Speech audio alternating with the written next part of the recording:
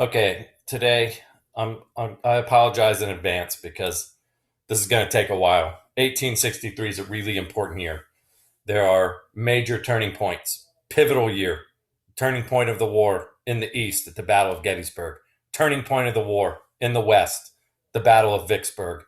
I am not going to make it to narrate the slides on medicine. There's just too many good stories and too many good characters to talk about as we get into these battles. So it's going to be a little long, probably. I can't stop myself. You know that. I'm going to do my best to go quickly. Let's set the stage here. Gettysburg takes place July 1st through 3rd, 1863. That's the year I'm focusing on. Lee has invaded the North again, just like he did at Antietam, trying to partly break the will of the Northerners. If he can get some big victories here, he's not coming after Washington, D.C., he's coming after Harrisburg, Pennsylvania. He wants to get a capital city in the North and take it over, thinking maybe that'll break the will of the Northern people to fight. And then, if things go the way he plans, he's going to swing back around and then maybe take Washington, D.C. from a different direction. Why does he decide to invade the North again when it went not so well when he invaded Antietam? Well, there's a few things going on here in Lee's mind. He's getting desperate. His army is shrinking. He's not going to be able to wage a war where he's attacking the North much longer. What he's aiming for here is to break the will of the North. Second thing, all the fighting so far has been down here around the northern part of Virginia in what's called the Shenandoah River Valley of Virginia. So all the food that the Confederate armies are eating is food grown by those farmers in Virginia. Well, at the same time, the Union Army's there. So all the food being consumed by the Union armies is stuff that's being taken from farmers in Virginia. He wants Northern civilians to feel the pain that the Virginia civilians have been feeling for the bulk of this war. So he wants to go to the North and forage off of Northern crops for a while, take some pressure off the farmers in Virginia. But probably the biggest reason is something that happened early in 1863. The Battle of Chancellorsville, which you can see here. I know in 1862 you heard Mrs. Schenck talk about the Battle of Fredericksburg, horrible disaster led by Ambrose Burnside on the Union side. Look him up. Look up a picture of him. It's why we have sideburns. He's got some wicked sideburns, and they get their name from Ambrose Burnside. But he gets removed from command after that, and the Union puts in a new guy, Fighting Joe Hooker. And he's going to fight in almost the same area. He waits until springtime. He's going to come up, cross the river at Chancellorsville, and come up behind the Confederate troops at Fredericksburg, since they couldn't take him in a frontal assault. The problem is Lee outsmarted him, and Lee knew what was going to happen. So Lee split his forces up, and when Fighting Joe Hooker crossed the river, expecting to find nothing, he found Lee's army waiting for him. Now, Lee was outnumbered over 2-1. There were about 130,000 Union troops and only about 60,000 Confederate troops at Chancellorsville. Chancellorsville is considered Lee's greatest victory, Lee's masterpiece, you'll hear people call it sometime. So after he wins in this lopsided battle, not only was he outnumbered more than 2-1, he absolutely destroyed the Union Army. He made Fighting Joe Hooker look really, really dumb, and the Union Army looked really, really dumb. Lee was feeling a little bit invincible. I know we call Antietam a victory for the Union. It was really more of a draw. At this point, Lee has never been defeated on the battlefield. He doesn't think there's a Union commander who can beat him. So to relieve the pressure on the farmers, to try to break the will of the North, and because he's got this sense of invincibility, later in the summer of 1863, Grant marches north, headed into the Union. Now, even though he won at Chancellorsville, he took a huge loss. His right-hand man, and that's kind of a pun, and you're going to see why in a second. His right-hand man, Stonewall Jackson, was killed at the Battle of Chancellorsville. We haven't talked much about him. He's one of those great characters of the Civil War. They called him Old Blue Lights because his eyes would light up. He's one of the few people who actually enjoyed battle. And he was an odd character. When Grant would fight, Grant would smoke cigars. And Grant smoked sometimes between 20 and 30 cigars in the course of a battle. He ended up dying of throat cancer. Imagine that. Thomas Jackson had a different habit. He sucked on lemons. And so Southerners would send crates of lemons to Stonewall Jackson all through the war. And when he would ride into battle, he had these eyes blazing because he loved to fight. He was sucking on a half of a lemon, and he had this other weird belief that you had to keep your blood balanced. I don't even know what that means. But he would hold one arm up in the air, straight up in the air, all through the battle. Sometimes he would get so jacked up from fighting, he would have an adrenaline rush that would wear him out. And if the battle lasted too long, he'd have to go take a little nap to recharge and then jump back in.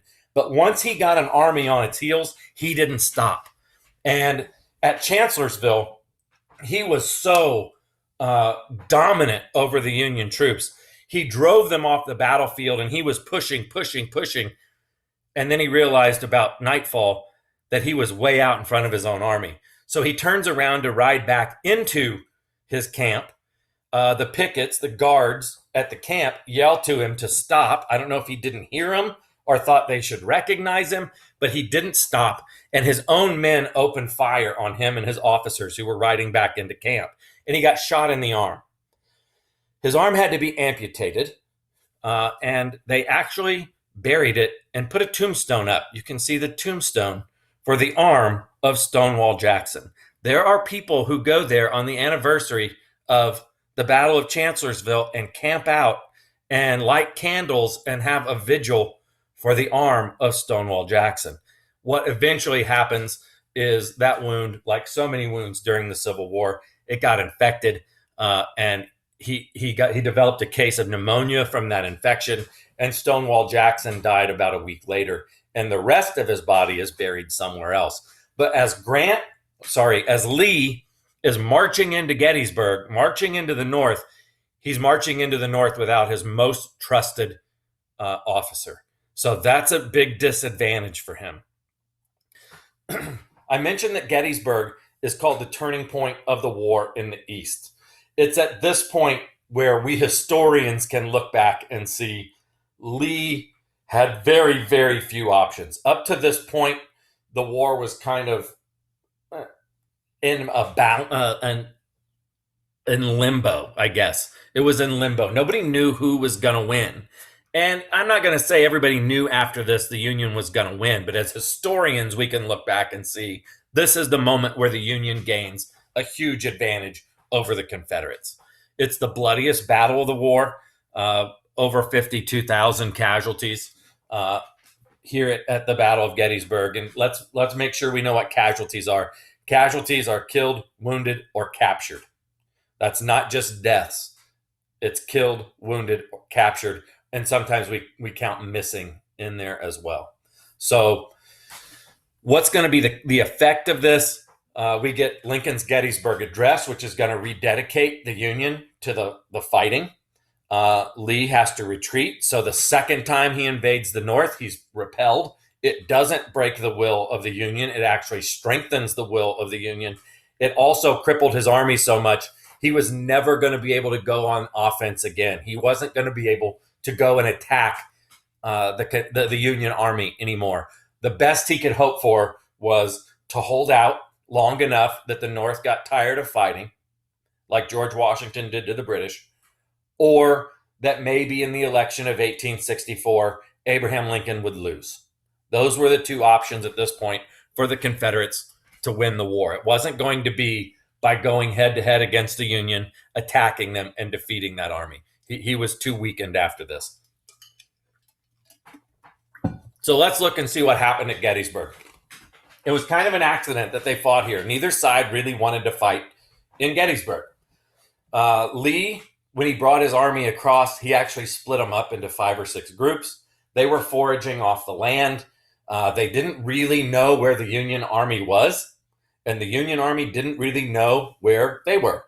And it just so happened that a cavalry group of Union soldiers under General Reynolds shows up here at Gettysburg, and they run into a small group of Confederate soldiers who had headed into Gettysburg because maybe they heard there were some shoes there. And the Confederate General Heath, his order was not to start a general engagement, but he did it anyway. In the beginning, the Confederates have an advantage, and they're fighting here on McPherson's Ridge. That's where it all starts. And then slowly throughout the day, Union reinforcements are coming from the south, but the Confederate reinforcements get there sooner. Lee sends out word to all those armies that are spread out, use every road you can and get to Gettysburg as fast as you can go. And you can see Gettysburg is like the hub of a wheel. And there's all kinds of spokes here where the Union and Confederates can start bringing in their troops to Gettysburg.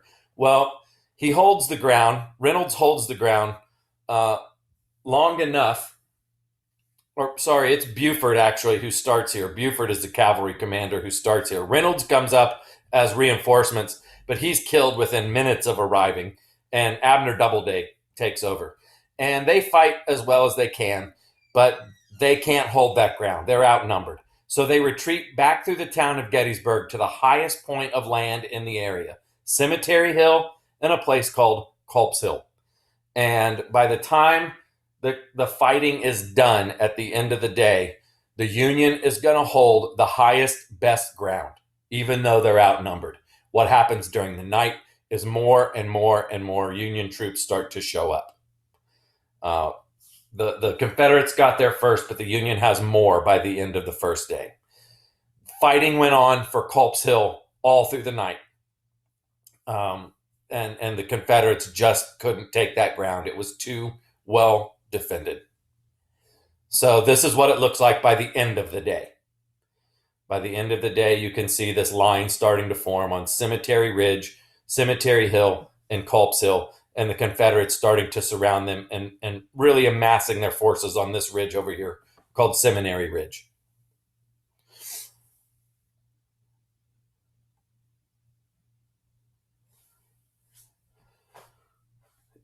These are just slides that are going to help you answer some of the questions. I've already talked mostly about all of this, so I'm not going to dwell on it.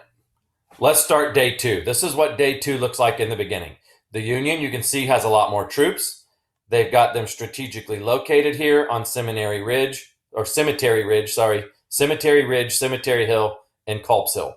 The beginning of day two starts with an attack here on Culp's Hill. Again, it's supposed to take this high ground, and at the same time, General Longstreet, who would have been Stonewall Jackson had he not been killed at Chancellorsville, Longstreet is supposed to attack the Union left side.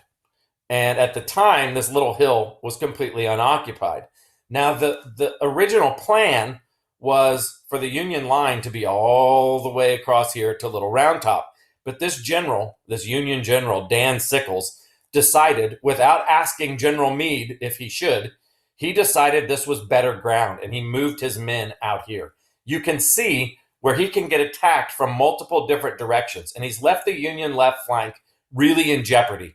And so this group of Union soldiers here under General Sykes, they are charged with going to Little Round Top while Longstreet is supposed to take it. The Union beats them to this spot by 5 minutes.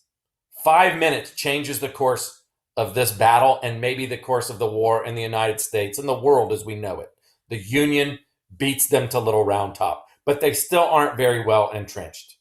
There's Dan Sickles, and he's another of those weird characters. He was a congressman from New York before the war, and he found out that his wife was having an affair with a guy named, I forget his first name. His last name was Key. He's the grandson of Francis Scott Key, the guy who wrote the national anthem. Dan Sickles, kind of a typical New Yorker, brash, bossy, that stereotype that you think of when you think of a New Yorker from New York City. Well, he sees Key walking in the streets of Washington, D.C. in the middle of the day. He calls him all kinds of names, walks across the street, and he shoots Key and kills him. And he goes on trial for murder as a congressman in the United States Congress. He was found not guilty and was one of the very first people to ever beat a murder charge by claiming that he was temporarily insane. He was so enraged over his wife having an affair with Key that it wasn't even him. It was like an out-of-body experience, and the jury bought it, and they moved him here. Now, I'm not a huge fan of Dan Sickles. In this battle, talk about a character. Dan Sickles, uh, much like Stonewall Jackson, got hit in the leg by a cannonball, and they had to amputate his leg. Now, this isn't where his leg was buried. It's where he lost his leg. It's where it was hit by the cannonball. But there's a marker at the Gettysburg battlefield for Dan Sickles' leg, just like we have a tombstone for Stonewall Jackson's arm. Here's the weird part, though. They took his amputated leg and donated it to the National Museum of Health and Medicine. That's Dan Sickles' leg, and that's why it had to be amputated. The bone couldn't be grown back together. After the war, Dan Sickles did live through the war. Dan Sickles used to go visit the National Museum of Health and Medicine, and he would sit down and talk to his leg. Don't ask me why. Weirdo. He was just a weirdo. The hero, let's talk about good guys. The hero of the second day on Little Round Top is a guy you guys read about when you read The Traveler's Gift, Joshua Lawrence Chamberlain, a professor from Maine. And his job was to protect the extreme Union left. There was no one on his left side. If the Confederates under Longstreet were able to get around the left, they would sweep up behind the Union Army and they would wipe it out. The war would have been over on day 2 at Gettysburg. He was told, you must hold this ground to the last. And he didn't really know what that meant. To the last bullet, to the last man, to the last inch of ground. He just knew, I cannot lose this position. I cannot. And so the Confederates, it was the 5th Alabama Division led by Oates. They're coming up that hillside, and they come, and they come, and they come 4 or 5 times. Chamberlain keeps pushing them back. They were low on ammunition. Their lines were getting thinner. They just kept going further to the left, spreading him thinner and thinner and thinner. Finally, they come up another time, and they don't have any bullets. They have a few, but they don't have many bullets. They've taken them off the dead. They've gotten as many reinforcements as they're going to get, and there's only one option. He orders a bayonet charge, which is pretty brutal, but he has the advantage because the Confederates are out of bullets too. He's moving downhill, and he uses a move he learned from a textbook, obviously, because he's a professor. He had no military experience before this. He reads about this move in a textbook, and he's going to have them wheel down this hillside, and he defends the extreme Union left. They leave their fortifications here, drive the Confederates back, and they hold the left on day 2. So at the end of the day, you've got this backwards question mark. Sometimes they call it the fish hook formation. The Union holds Little Round Top. They've got cannons up here. They can fire down at all the Confederate positions. Day 3, Lee's got a choice. Longstreet tells him he needs to retreat and leave. Lee says his blood is up. They're here. He wants to make it or break it right in this moment. He says he's not going to leave. So he's already tried the Union right at Culp's Hill and Cemetery Hill. He's had no luck. He tried the left at Little Round Top. He had no luck. He's going to amass all his forces, or the bulk of his forces, into a charge head on into the strength of the Union line right here at a place called the Angle on Cemetery Ridge. And this is a deadly attack. It's known as Pickett's Charge.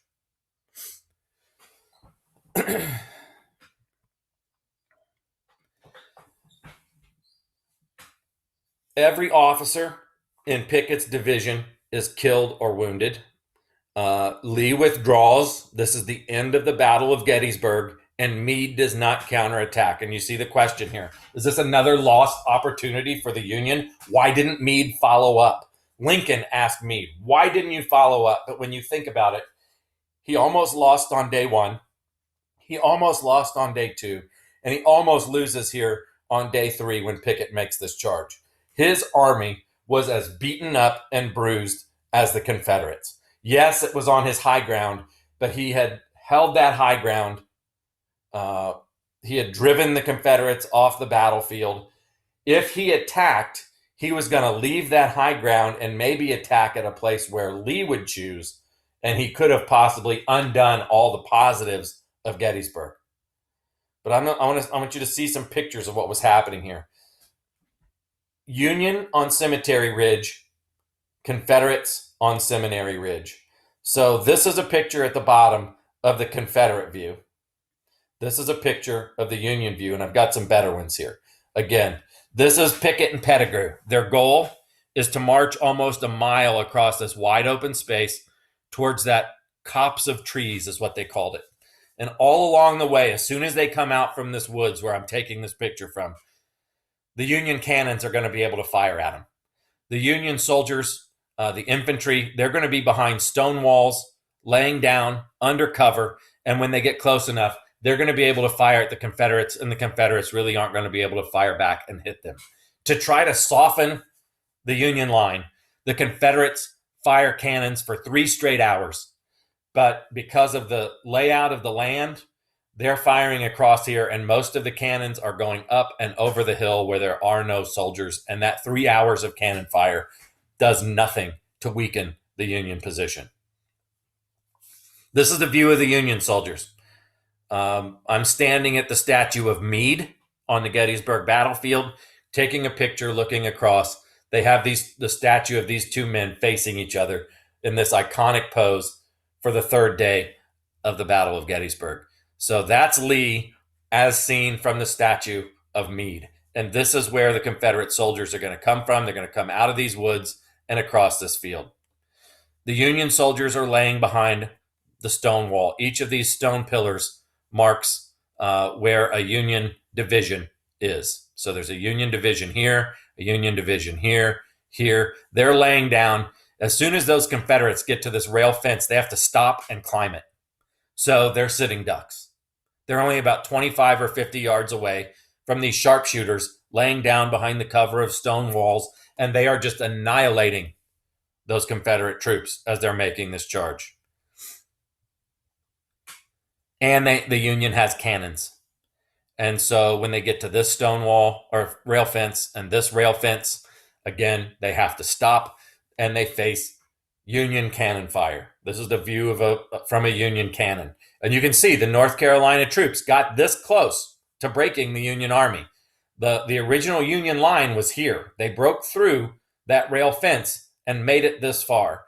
What happens to those Confederate soldiers? Well, let's look at how cannon fire works. They didn't just shoot cannonballs, solid cannonballs. There were lots of different options for firing from a cannon. And one of those options was this. It's called canister or grape shot. So when you fire it, those smaller metal balls spread out. It's like a wall of lead. It's like a shotgun being fired out of a cannon. So when we go back, imagine that. You've got rows of cannons here. It is a pure wall of lead being fired in this spot, into this spot. And you can imagine people right here, this close, they just disappeared. There wasn't anything left of them to find. And the same thing was happening out here as well. There just wasn't much of those bodies to find. They were being obliterated so terribly by this cannon fire, and yet they kept coming. They almost broke through. They did not. And everybody thinks this is this huge, dramatic fight. It lasted about 15 minutes. It was 15 bloody, horrible, awful minutes. But it was only about 15 or 20 minutes before they realized they were never going to penetrate that Union line and take it. And so they retreat, and Lee takes his troops away. Some of the brutal pictures of the dead. This war was it was really the first war that was photographed. And so we get a lot of post-battlefield pictures. It took a really long time to expose a picture. So if there was any movement, it's blurry. You may have noticed that. You may have noticed nobody ever smiles in their pictures because if you move, it makes your picture blurry. So most of the pictures we get from the Civil War are scenes like this after the battle is over. And for the first time ever, people who had never been in battle get to see the carnage and the aftermath of what a battle is like. And it was souring people on the war. It was souring people in the North. It was souring people in the South. Nobody liked to look at these images. And we're talking about 52,000, 53,000 casualties with pictures like this coming back to Northern and Southern homes. put on display in studios, and it was like an art exhibit, a gruesome, morbid art exhibit. The Confederate soldiers oftentimes just got buried in trench graves, like you see here, mass graves, because they didn't have any identification. It would have been the other way around had the Confederates won and the Union been driven off the battlefield. Whoever was left to bury their enemy usually just buried their enemy in trenches. Now, this is going to be really important later on. I'm going to show you trenches that you can go visit on the battlefield today. There's a very famous picture called Harvest of Death. That's Grant Meade on his horse back here behind these soldiers, surveying the scene. Just brutal. We even have pictures of what happened in the medical tents. This is a field hospital. That is a knife. And this poor fellow back here has a wound that's going to require an amputation. So he's being held down. They didn't have anesthetics. They didn't put people to sleep while you were awake. And sometimes it took an hour or more to saw through that bone. And that's what was happening over and over and over again on these battlefields. Casualty numbers. I'm going to give you a little bit of the mass numbers here, but then I want to make it personal with a letter I'm going to show you a little bit later on. You can see total numbers, 75 to 50,000, and these are rough estimates. These aren't exact numbers. I know that looks like a pretty exact number, 3,903. We don't know that for sure. It's in the ballpark. Compared to other battles of the Civil War, we said this was the bloodiest. It says 51,000. I think our slide said 53,000. It depends on how you count them. When you watch that crash course video, John Green mentions that a little bit. The numbers are really kind of iffy. And how does this compare to some of the others? Think about this for a second. There's between 25 and 30,000 people in Troy. So that's almost 2 towns the size of Troy killed or wounded over that 3-day period. Troy times 2, Troy and Piqua. And some of these others are just as brutal. Look at Antietam. That was 1 day. The bloodiest 1 day of the war. 22,717-ish in just 1 day. Almost the entire town of Troy killed, wounded, or missing in 1 day. That was brutal for people to comprehend. So what happens then, because this battle was so big, the town of Gettysburg wants to dedicate a cemetery, a national cemetery for the dead at Gettysburg, to try to do something to heal the wounds of what was happening. And as an afterthought, Lincoln is invited. Edward Everett speaks first. He was the speaker of the time. He spoke for about 2.5 hours. Lincoln spoke for about 2.5 minutes. I can't tell you a single word that Edward Everett said. I don't know anything he said, but almost everyone in the United States and a lot of people all around the world instantly recognized 77 years ago, the beginning of Lincoln's 2.5-minute speech. It was really, if you listen to it, a speech to honor the dead Union soldiers, even though the Confederates were being buried there as well. That speech was a rededication, not just to the war, but to the principle of America that Abraham Lincoln always went back to, that principle in the Declaration of Independence. We hold these truths to be self-evident, that all men are created equal. To Abraham Lincoln, that was the founding principle, liberty for all. And so he reminds people of that in the Gettysburg Address. Reminds them that if the Union loses, that idea of liberty for all is gone. And the great American experiment that started 77 years ago, when he gave the speech in 1776 with the Declaration of Independence, that great experiment would be a failure if the Union didn't rededicate themselves to fighting and winning the war. And at this point, the Emancipation Proclamation has been issued. It's going to be a war where we abolish slavery. It has to be the end. The end result of this war. If it isn't, then these soldiers will have died in vain. because we're just going to be right back where we started. There's the text of it. It's not very long if you want to give that a read. Again, here's the slide. He's urging Americans to keep fighting, that we here highly resolve that these dead shall not have died in vain. He was done so quickly, the photographer had taken a little break and didn't even get a picture of him giving his speech. This is after the speech. He has sat down, and you can see his advisors here gathered around him, talking to him, probably saying, "Oh, great job, Mr. President. That was amazing." And he probably had some funny remark back to him because that's what he did.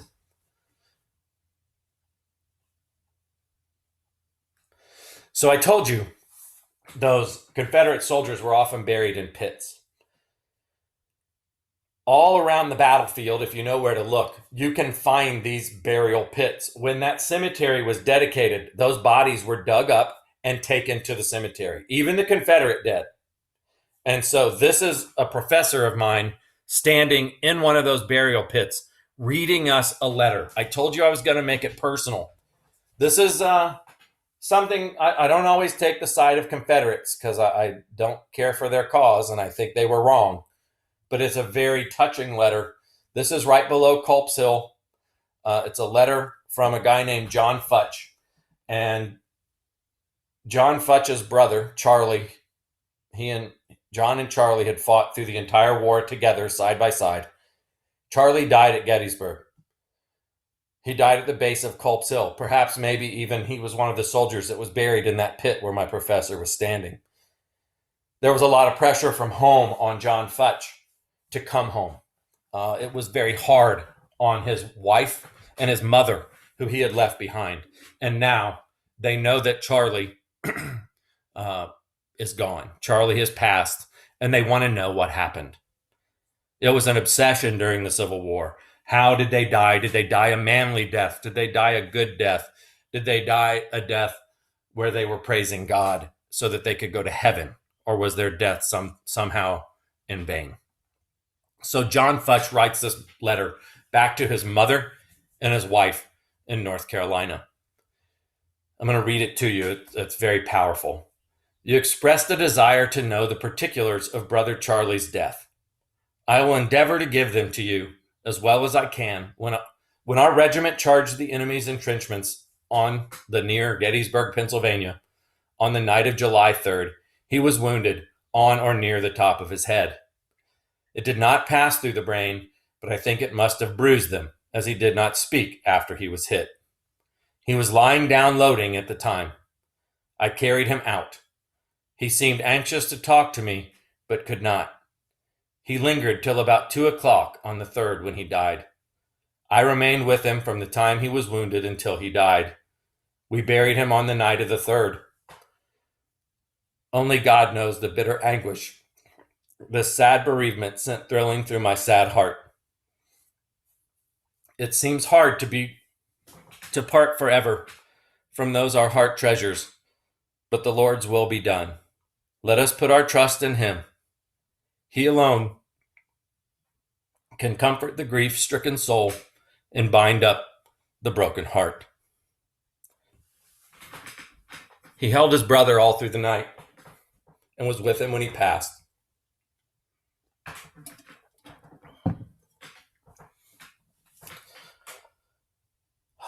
I'm going to shift now to a different fight. It's kind of tough shift after that. The war in the West. At the same time Gettysburg was happening, the turning point of the war in the East, we had the turning point of the war in the West. The Battle of Vicksburg. Gettysburg ends on July 3rd. Vicksburg ends on July the 4th. It says June. It was July. July the 4th. This was the final piece, the final city along the Mississippi River that had to be taken for the Union to control the entire Mississippi River. This is a much more strategically important victory for the Union, even though it doesn't get as much attention as Gettysburg. This was much more important militarily. What this does is finally the Anaconda Plan can really be put into effect. It's been a while. It's been 2 years of fighting, but finally Winfield Scott's Anaconda Plan can take full effect. The Union has taken control of the Mississippi. They've split the Confederacy into two parts. Grant, after this, is going to move to Tennessee. He's going to win at a battle called the Battle of Chattanooga. And after he wins at Chattanooga, he's in charge of the entire Union Army. He heads up to Washington, D.C., and from this point on, the war in the East, up around Washington, D.C., is going to be fought between Ulysses S. Grant and Robert E. Lee. That iconic showdown, Grant and Lee. Grant's bestest buddy in the whole wide world was William Tecumseh Sherman. He is going to take over in Grant's spot as head of the army in the West, and he's going to march out from Chattanooga towards the economic hub of the South, Atlanta. And he's going to make a march from Atlanta to Mississippi, and he's going to burn everything in his path. That's 1864. Miss Ladd's going to talk to you about 1864. I don't want to steal her thunder talking about Sherman's march to the sea. But this is 1863, a pivotal year. Really important that the Union could now move troops and supplies unfettered up and down the Mississippi, and the Confederacy could not. This is what it looked like in Vicksburg when they finally surrendered. This was a siege battle. So the Union had been there for months firing cannons into the town, trying to starve them out. You can see the houses blasted to pieces here. Most people had left their homes and dug holes into the sides of hills, and they were eating birds, rats, snakes, tree bark, shoe leather. They held out as long as they possibly could. And remember, this is July 4th. It would take another 100 years before the city of Vicksburg would have a July 4th celebration like we do in the United States. Even though they were part of the United States, they would have nothing to do with the 4th of July because that was the day they lost Vicksburg in the Civil War. It's kind of crazy. The rest of these slides are about medicine and treatment in the Civil War. I'm not going to go through these. It's already been long enough. I hope you enjoyed my stories today. 1863, hugely important to winning the war for the Union. Two major turning points and setting up another major turning point with Sherman's march to the sea and taking of Atlanta. So I'm going to leave you there. Let Miss Ladd take over for 1864, and I'll see you back for 1865 and the end of the war, as well as Reconstruction.